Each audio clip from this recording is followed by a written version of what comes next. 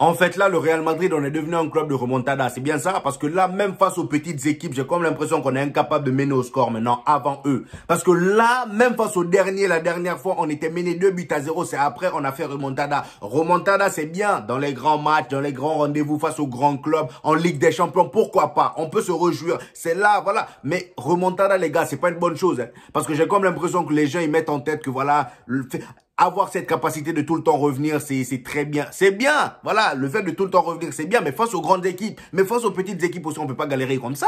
On peut pas se faire taper pour ensuite revenir. Au bout d'un moment, c'est comment? C'est quand on se fait respecter. C'est quand on s'appelle le Real Madrid, en fait. Là, aujourd'hui, que ce soit en première mi-temps ou en deuxième, on s'est fait dominer par Las Palmas. Dans les deux mi-temps, et en général, Las Palmas, ils avaient 54, voilà, % de possession, et le Real Madrid avait 47. Est-ce que vous vous rendez compte un peu de la dinguerie? Voilà. Et ça, en soi, c'est pas grave. Mais si au score, on menait, d'accord. Mais même au score, on menait pas.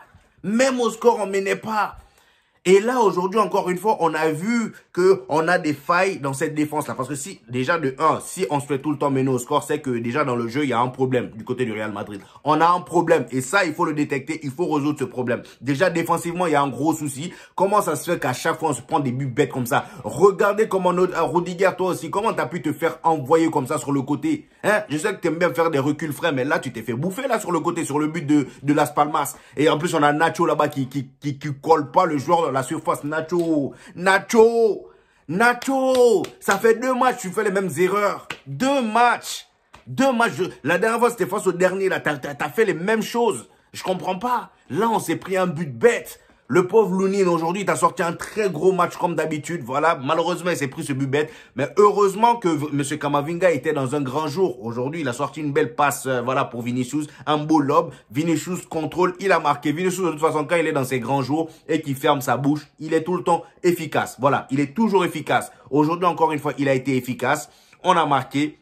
Et le deuxième but, M. Tchouaméni s'est offert son propre cadeau d'anniversaire. Parce que je rappelle que Tchouaméni, aujourd'hui, c'était son anniversaire. Beaucoup de têtes sur le corner de M. Toni Kroos, qui d'ailleurs est le meilleur buteur de Liga en ce moment. Voilà, le meilleur passeur, pardon. Il est le meilleur passeur de Liga en ce moment. Donc voilà, très très beau match de Toni Kroos encore une fois. Et on va parler d'Arda Güler. Parce que là, aujourd'hui, les gars, je pense que Carlo Ancelotti est en danger. Parce que là, les Turcs se sont réunis. Ils ont fait une réunion sur Twitter. Ils ont passé des appels groupés. Voilà. Ils voulaient en découdre avec Carlo Ancelotti. Je sais pas comment. Mais en tout cas, les Turcs voulaient en découdre avec Carlo Ancelotti. Mais je pense que Carlo Ancelotti, là, lui, s'il nous énerve, on va confier son cas, son dossier aux Turcs. Parce que là, j'ai pas compris pourquoi il a mis Ceballos devant Arda Güler. Au bout d'un moment, c'est quand tu le fais jouer, c'est quand tu le fais confiance un peu. Hein?